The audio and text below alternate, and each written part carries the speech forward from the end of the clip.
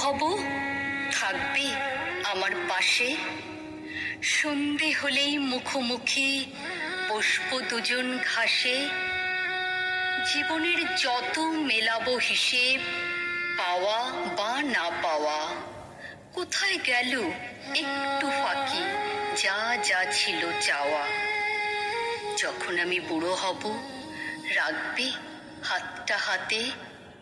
জীবন তখন বইবে না আর হিসেব বাঁধা খাতে। হয়তো হবে ছন্দ পতন, বাজবে না আর সুর।